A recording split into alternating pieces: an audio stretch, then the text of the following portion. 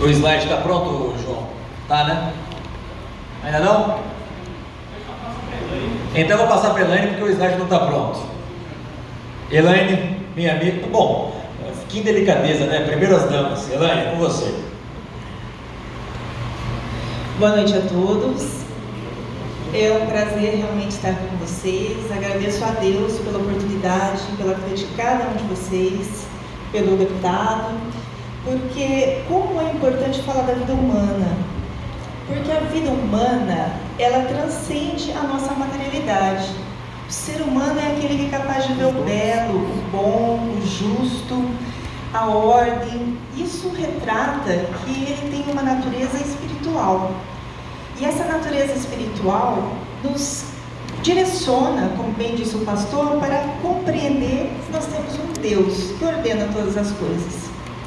Mas quis o bom Deus que nós nascêssemos como homens, né? Nós não somos anjos, somos homens, seres humanos, compostos de corpo e alma. Para começar falando sobre o dia do nascituro, é importante então delimitarmos bem o que é a vida. Os filósofos clássicos dizem que a vida é aquele ser, é o fato, na verdade, de nutrir-se, crescer e perecer por si mesmo.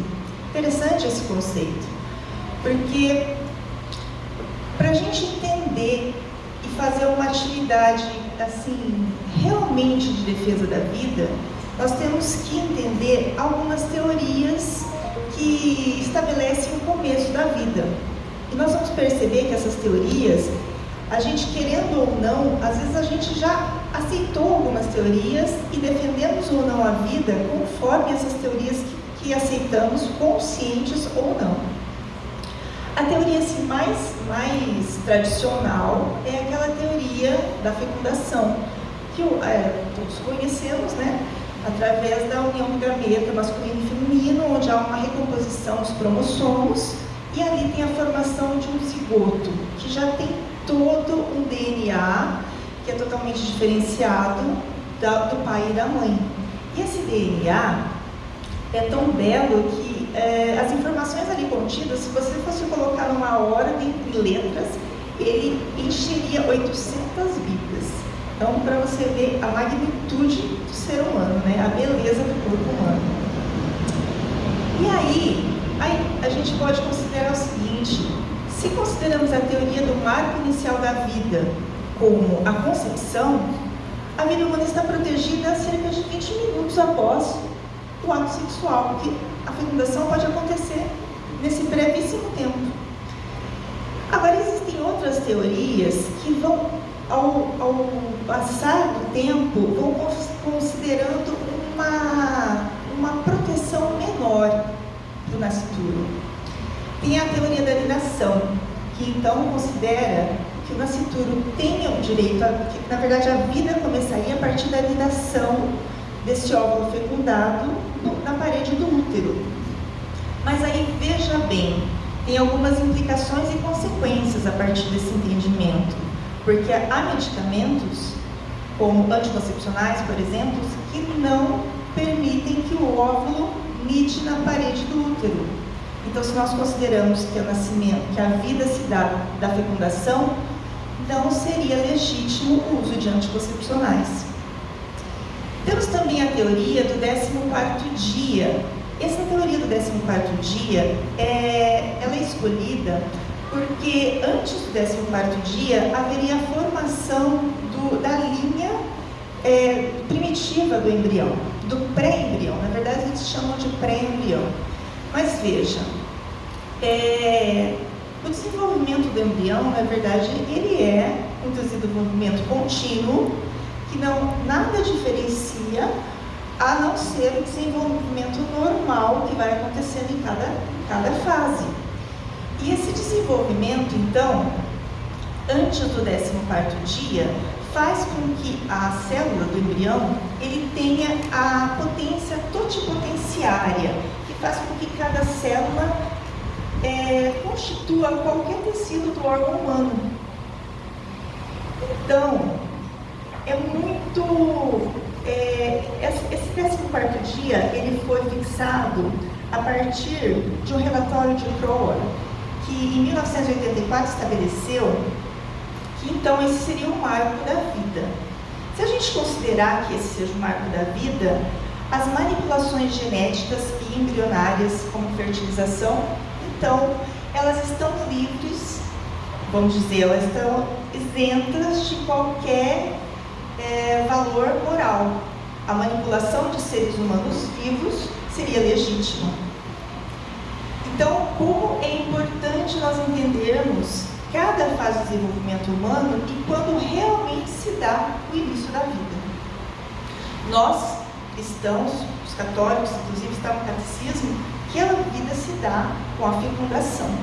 Então, neste caso, a teoria que permite a manipulação das células humanas seria um esquadrinhamento da vida humana, nada mais do que isso. Então, defender o nascituro ele é muito mais profundo do que às vezes a gente pensa assim de relance, né? E assim as teorias vão se desenvolvendo. Nós temos cerca de 21 teorias.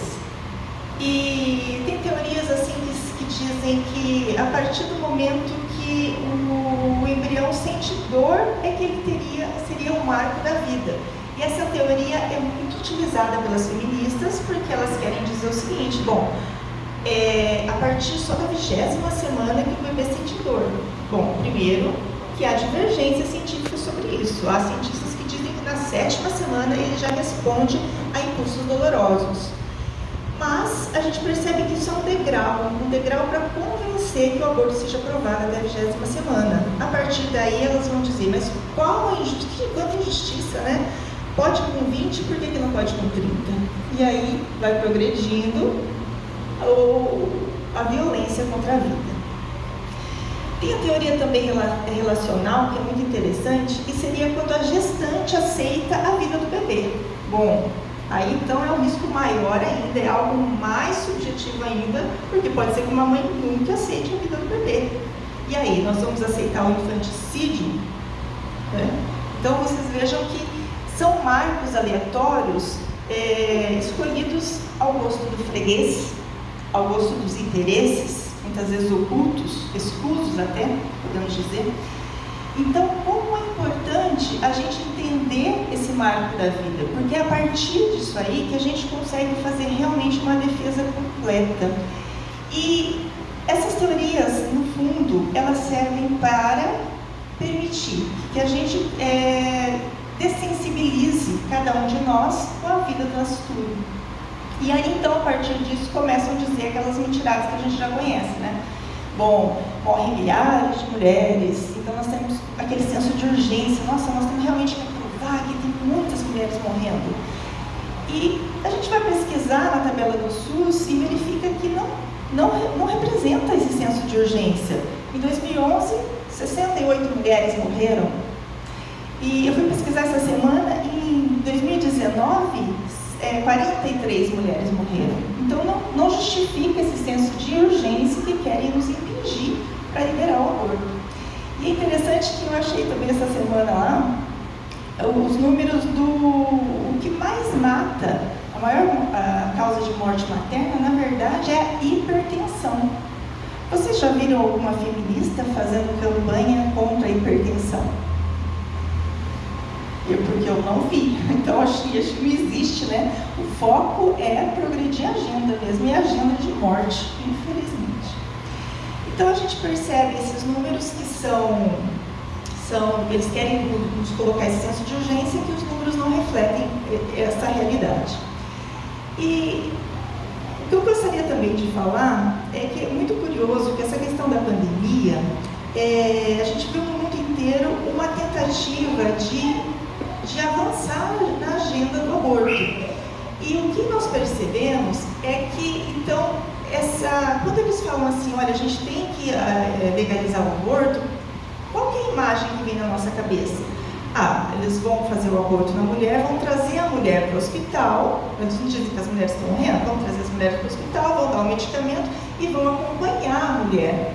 Pois é, olha que surpresa que a gente teve. Eles lutaram para aprovar a telemedicina, né? Foi aprovado na época da pandemia, em abril de 2020. E então, nós tivemos um passo que foi dado pelo Hospital da Clínica de Uberlândia, dizendo o seguinte: bom, a gente traz as mulheres, ensinamos ela como aborta, damos o medicamento, as 3 doses do medicamento, ela vai para casa, toma o medicamento e depois a gente tem uma consulta virtual para ver como é que ela está. Eu não consigo ver diferença entre os abortistas que fazem isso e o hospital que faz isso. Então, quer dizer, é a segurança da mulher que importa? É a vida da mulher que importa? Não, né, gente? É a agenda de morte, infelizmente. E assim vai. Dessa mentirada vai para a alegação de que temos, liberando o aborto, não vai ter mais aquele altos índices de aborto que diminuem. É óbvio que não, né? Quando algo deixa de ser crime, aí que as pessoas se sentem mais à vontade de realizar o aborto, porque o aborto é crime. Embora tenha situações em que não haja a aplicação da pena, todos os casos do aborto é crime. E para encerrar a minha fala, eu gostaria só de dizer o seguinte: que compete a nós lutarmos para que haja uma cultura de vida na nossa sociedade, porque na medida que a cultura da morte progride, cada vez mais a morte se aprofunda. O que acontece? 74% das mulheres que cometeram aborto, elas dizem que não fariam se tivesse o acolhimento, se tivesse uma ajuda nesse sentido de acolher a criança. Então, compete a cada um de nós dar essa ajuda. Apenas 26%, na verdade é grande ainda o índice, mas 26% das mulheres que realizam aborto, elas têm a cultura antinatalista, mas elas recebem a pressão dos pais da criança. Cerca de 38%, isso aqui é números no Brasil, cerca de 38% incentiva a mulher a abortar. Então, compete a nós destruirmos essa cultura da morte. E além disso, há a pressão também dos próprios médicos. Porque quando a mulher tem, em casos de má formação, 90% das mulheres que fizeram aborto, elas sofreram a influência, a pressão dos próprios médicos. É interessante, né? Porque geralmente essas teorias, elas vêm de cima para baixo mesmo, né? Vêm das universidades, vêm dos médicos, Agenda 2030 e tudo mais. Então, compete a gente também entrar nessa discussão, entrar nesse estudo de maneira sólida, com números, embasada, para a gente mostrar que a cultura da vida vale a pena sim. O ser humano vale pelo que ele é. Ele não podemos desenvolver essa mentalidade utilitarista. Nós valemos por aquilo que nós somos. Um pai velhinho, doente, ele continua sendo um pai. É isso que eu gostaria de deixar de mensagem para vocês e agradeço muito pela atenção.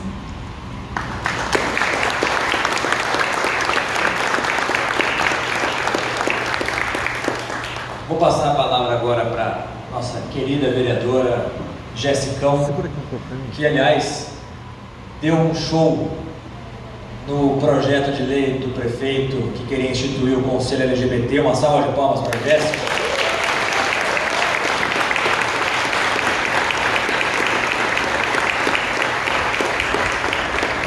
Que foi mais macho que muito vereador daquela Câmara, viu?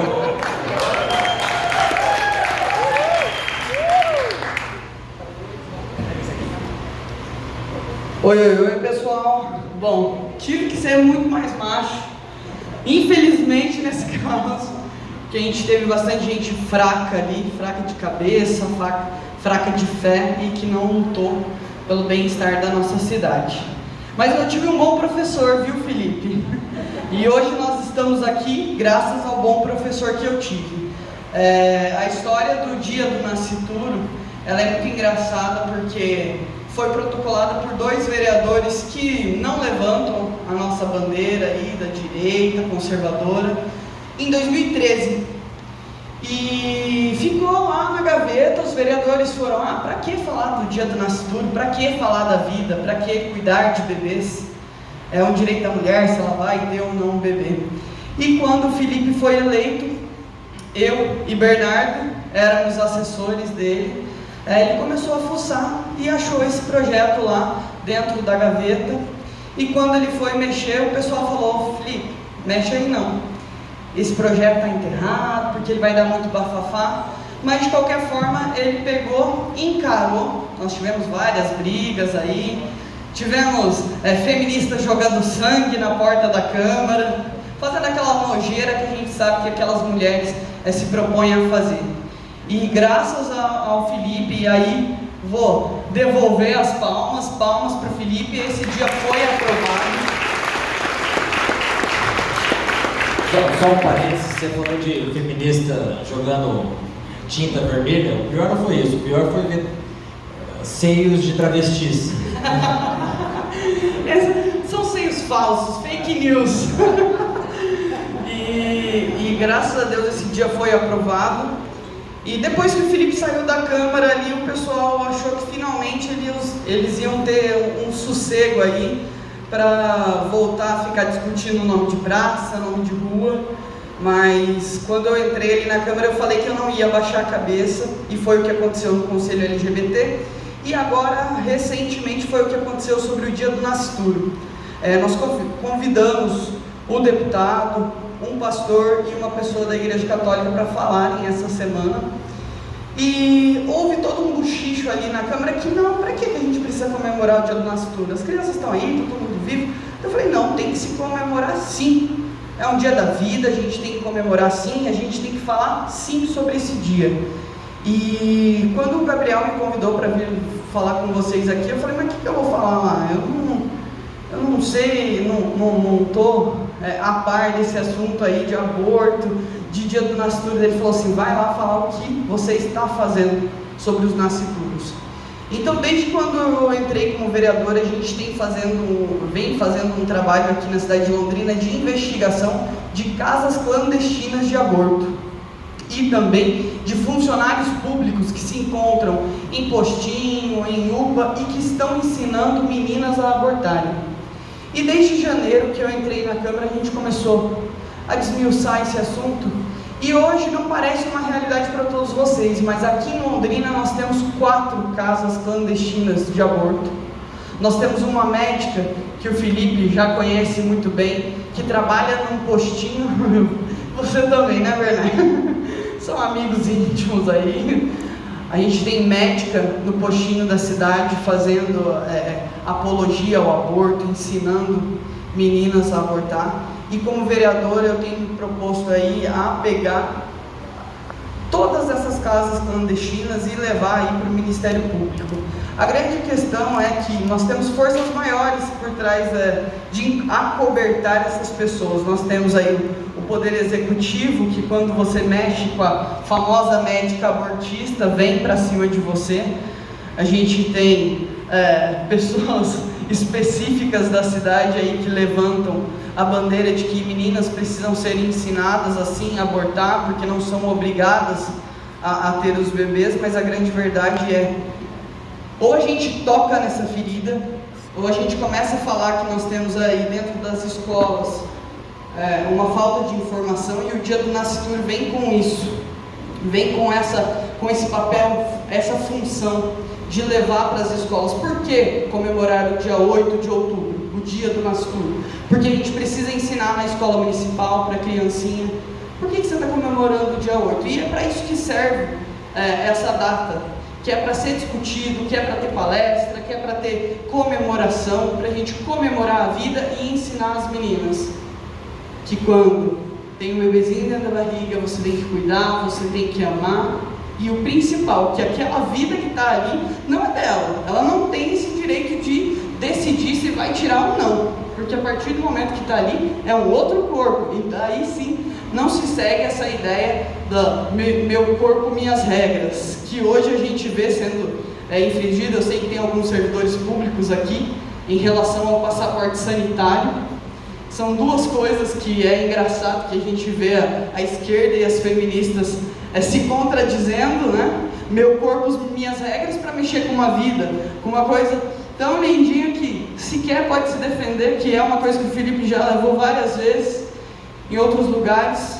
mas a gente tem sim que comemorar essa vida e proteger. E cada dia mais intensificar o dia 8 de outubro, para que em outros momentos a gente faça assim passeatas comemorando o dia 8 de outubro e que a gente se proponha a levar para as escolas cada vez mais, ensinando adolescentes e crianças que nós precisamos valorizar e cuidar das vidas.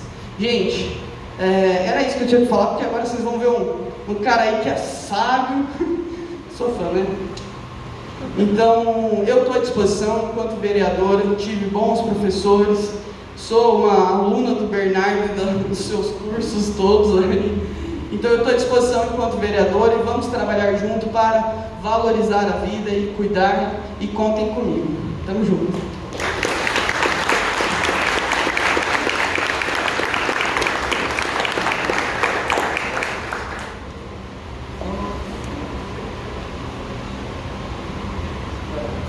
Enquanto o Bernardo só finaliza ali a preparação para a apresentação dele, pessoal, só contando para vocês um bastidor de quando nós estávamos tentando aprovar o Dia do Nascituro na Câmara de Londrina.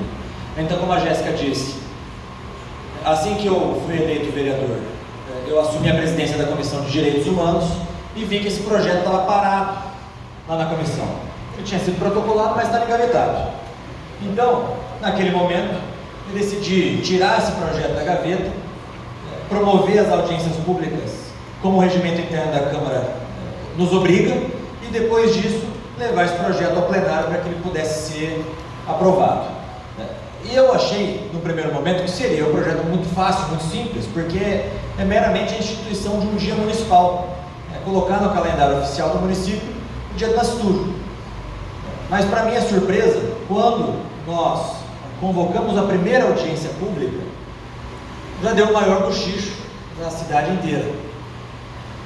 A promotora, a doutora Suzana Lacerda, a mesma que mandou fechar a cidade, ela que, à época, salvo engano, posso estar equivocado quanto a esse dado, mas salvo engano, ela ainda estava na primeira promotoria, responsável pelo Tribunal do Júri, ou seja, pelos homicídios que ocorriam na cidade de Londrina. Ela se mobilizou junto com um outro promotor da cidade de Cambé, salvo engano, e fez um inferno. Ela mandava ofício para todos os vereadores, falando em nome do Ministério Público do Estado do Paraná, ameaçando os vereadores, dizendo que aqueles vereadores que fossem votar favoráveis ao projeto poderiam sofrer consequências, inclusive a ponto de serem processados. Foi uma guerra por uns 60 dias aproximadamente, porque inclusive ela ia nas audiências públicas, né, intimidar os vereadores, e como nós sabemos, muitos vereadores, infelizmente, veem a figura de um promotor e ficam com medo, acham que o promotor é semideus, até porque boa parte dos promotores também acham que eles próprios são semideuses, né? Então, então foram 60 dias de extrema pressão. A audiência pública do Dia do Nascituro foi marcada pela tensão, que nós tínhamos, de um lado, os manifestantes contrários, de um outro lado, os manifestantes favoráveis à instituição do Dia do Nascituro. Nós éramos em maioria, isso era nítido, só que do outro lado eram mal educados, então eles eram mais barulhentos. Então teve travesti tirando a fake news para fora, teve de tudo que vocês possam imaginar, teve beijaço, teve de tudo. O que no final das contas, isso nos favorece. Teve até ameaça de morte. Teve até ameaça de morte. O que no final das contas, tudo isso nos favorece, porque os vereadores que eventualmente estavam na dúvida, ao verem a atitude desse grupo e a atitude do nosso grupo, perceberam a diferença, e certamente isso também foi decisivo para que eles pudessem votar favoravelmente à instituição do Dia Municipal do Nascituro.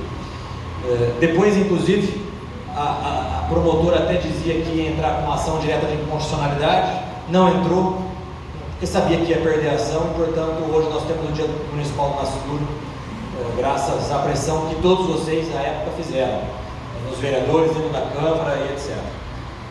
Mas isso, no final das contas, o fato de uma promotora sair do seu gabinete para ir para a Câmara Municipal de Vereadores intimidar os vereadores, nada mais é do que o ativismo judicial que a gente vive.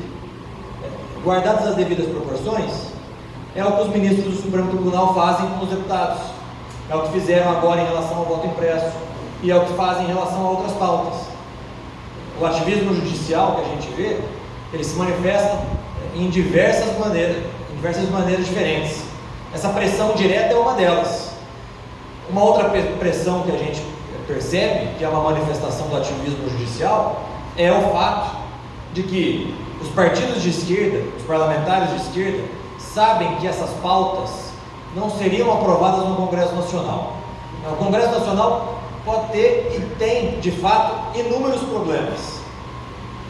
Mas uma constatação que todos nós podemos fazer é que essas pautas de aborto, de ideologia de gênero, essas pautas da cultura da morte, dificilmente avançam na Câmara e no Senado. Porque nós somos maioria. E daí nós começamos a pressionar os deputados, e os deputados, ao chegar em Brasília, não votam esses projetos. Mas sabendo disso, os parlamentares de esquerda, os partidos de esquerda, o que eles passaram a perceber, em especial a partir dos anos 90? Começaram a perceber que eles não precisam ter 350 deputados na Câmara. Bastam eles ter um único ministro do Supremo Tribunal Federal. Porque um único ministro do Supremo Tribunal Federal hoje tem mais poder do que o Congresso Nacional inteiro. Basta uma canetada de um único desses ministros e o aborto passa a ser legalizado no nosso país. Como, por exemplo, é uma pauta pública, todo mundo sabe disso, do ministro Barroso. Antes de ser ministro, era um ativista, defensor de ONGs abortistas, defensor de ONGs que promovem a ideologia de gênero, de terroristas, e que hoje, na cadeira de ministro do Supremo Tribunal Federal, basta um único momento para que ele, numa única canetada, legalize o aborto no nosso país. Como já foi o caso, inclusive, do Zika vírus. O aborto pelo Zika vírus foi uma instituição do Supremo Tribunal Federal, não foi? Anencefalia. Foi uma instituição via Supremo Tribunal Federal, quando deveria ser do Congresso. E aí a gente entra num círculo vicioso, que é o Congresso abrindo mão de suas prerrogativas, boa parte por rabo preso, a outra parte por inoperância mesmo, e em contrapartida o Supremo Tribunal Federal tomando para si pautas que não são dele. E aí nós estamos agora nesse momento de vivermos uma verdadeira juristocracia. Quem manda no Brasil hoje, não tenho a menor dúvida disso, são os 11 ministros, os 11 togados. Não é o Bolsonaro, não é o Congresso Nacional, são os 11 ministros, isso é um fato. Agora, para resolver isso, eu só vejo uma única, acho que tem que desligar o microfone, está dando o microfone. Para resolver isso, eu só vejo um único caminho. Cada vez mais nós temos na Câmara dos Deputados e no Senado Federal parlamentares que não abram mão de suas prerrogativas, que defendam as prerrogativas do parlamento, que não tenham medo de enfrentar os ministros quando necessário, que não tenham medo de se posicionar, que tenham os mesmos valores que a gente, contra o aborto, contra a ideologia de gênero, enfim, que pensem como a gente. É claro que você tem uma margem de erro, né? Porque sempre tem aquelas pessoas que são os traidores, que se elegem com uma pauta e no final das contas acabam vendendo a sua própria consciência. Mas não há outro caminho. Nós precisamos, de qualquer maneira que seja, diminuir os poderes do Supremo Tribunal Federal, diminuir os poderes do Ministério Público. E aqui, só para finalizar, antes de passar para a nossa principal atração, que é o BIR, aqui eu quero deixar para vocês a seguinte mensagem: toda vez que se pretende diminuir poderes do Ministério Público, vira uma histeria coletiva promovido por veículos da mídia, dizendo que o que se quer é enfraquecer o combate à corrupção. Algumas vezes isso de fato é mesmo, porque parlamentares querem se aproveitar dessa pauta para enfraquecer o combate à corrupção. Mas algumas dessas outras vezes não é. Nós estávamos prestes a votar essa semana a PEC 5, A PEC 5 ela reformula o Conselho Nacional do Ministério Público, colocando novos integrantes, inclusive integrantes do próprio Parlamento, para que deixe de acontecer aquilo que a gente tem visto hoje, que é você pega promotor na boca da botija, fazendo corrupção, ou então abusando de suas prerrogativas, como é o caso da nossa promotora aqui da cidade de Londrina, a doutora Suzana.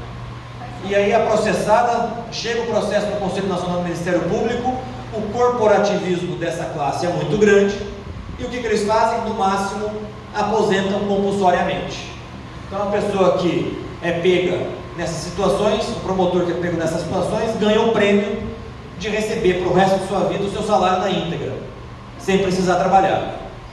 Então, essa juristocracia que nós vivemos precisa de fato ser enfrentada com racionalidade, com estratégia, devolvendo o poder ao legislativo, tirando prerrogativas que hoje o Ministério Público detém e se transformou num superpoder, porque querem governar sem voto, querem empurrar goela abaixo pautas sem ter voto. O que nós vemos hoje são promotores querendo empurrar, por exemplo, e processando aqueles prefeitos que defenderam o tratamento precoce. Nós vemos promotores abrindo ação civil pública, obrigando professores a ensinar ideologia de gênero nas escolas. Então chega, nós precisamos acabar com essa juristocracia e, no meu entender, esse é o único caminho.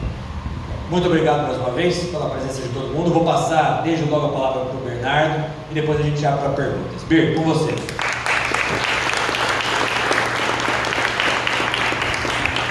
Boa noite. Acho que agora vai dar certo.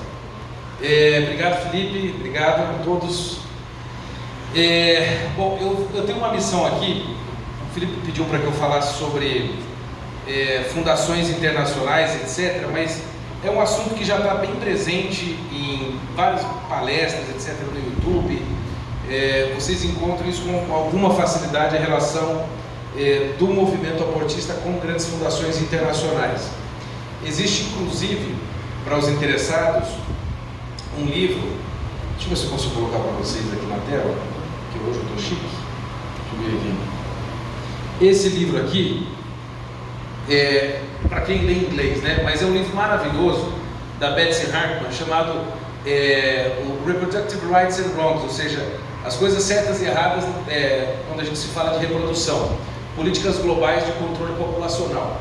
Esse livro, que eu tenho em casa, já li, etc., tive que pagar uma fortuna nele, hoje está preparado, que republicado, foi escrito pela Betsy Hartman, que é uma feminista inveterada, mas o grande motivo dela publicar esse livro é porque ela se sentiu chocada quando ela descobriu que o movimento feminista estava sendo bancado por um bando de capitalista multimilionário e dessas fundações internacionais. E todo o livro dela é mostrando isso para as próprias feministas, chocada por isso.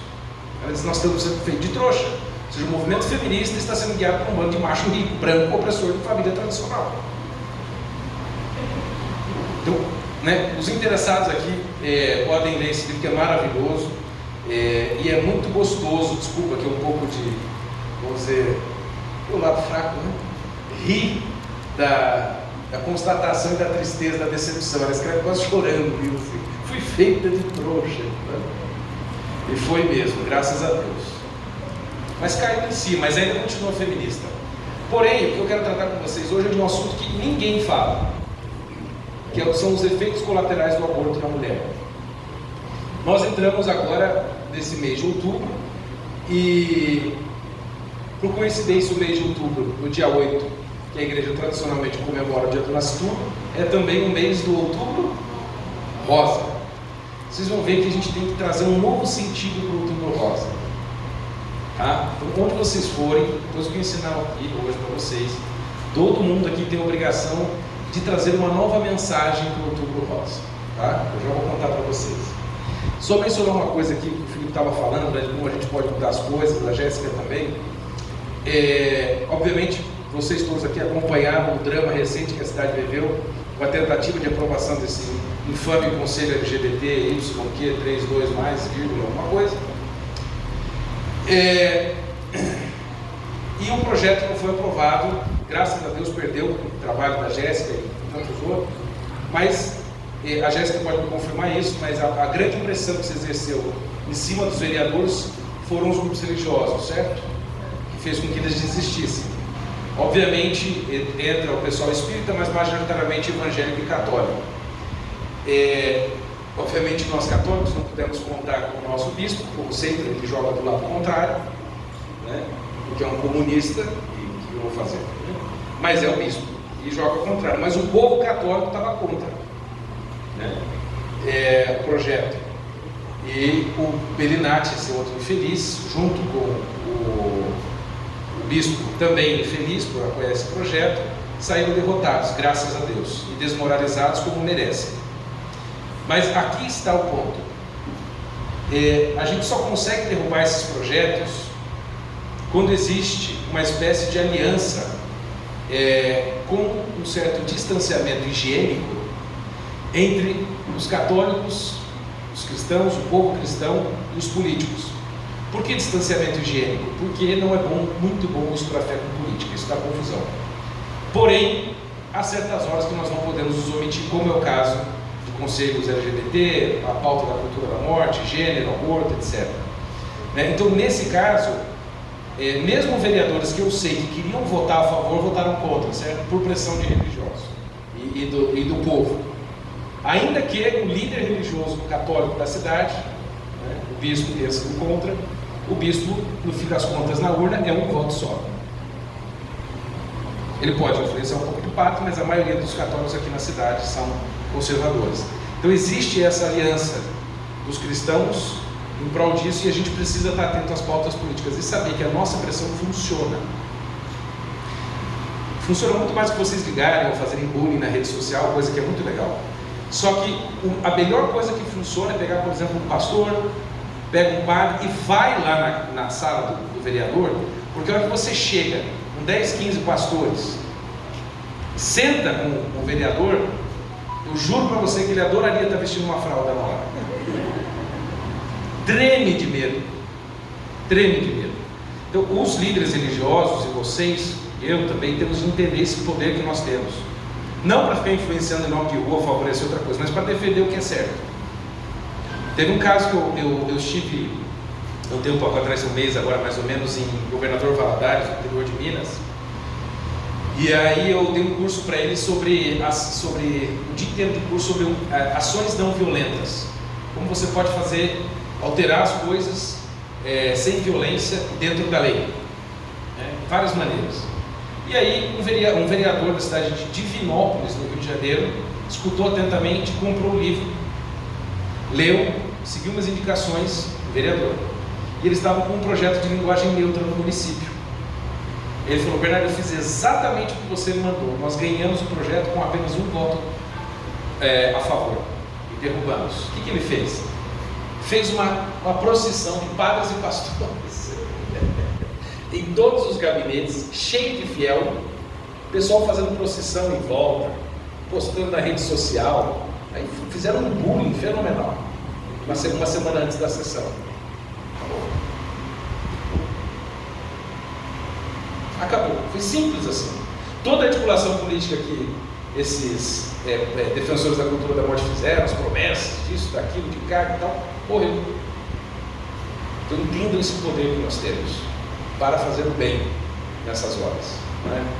E também para esclarecer as pessoas a respeito dessas coisas. Vocês conseguem ver aí, tá bom para ver mais ou menos? Tá bom? Tá bom. Então vamos lá. Vocês conhecem essa senhor, quer dizer, aqui? Então, esse é o Lulu, mais conhecido como Roberto Barroso. O Boca. Você voou com ele? Como foi?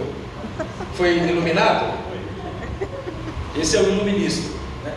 Tem como apagar só essa fileira aqui? Não tem, né? Tem só essa aqui da frente? Seria muito bom, hein? Esses me veem menos e veem mais a apresentação. Este senhor aqui, certa feita, em 2000, acho que foi 2017 ou 2016, ele disse o seguinte: há uma visão idealizada, acho que eu vou aqui, ó, fica melhor para todo mundo. Há uma visão idealizada em torno da experiência da maternidade, que na prática pode constituir um fardo para algumas mulheres. Né? Ele deve conhecer bem o que é o fardo da maternidade. Agora, o que o Barroso está fazendo aqui, ele é um homem cuja inteligência a gente não pode subestimar, apesar da maldade, porém a inteligência para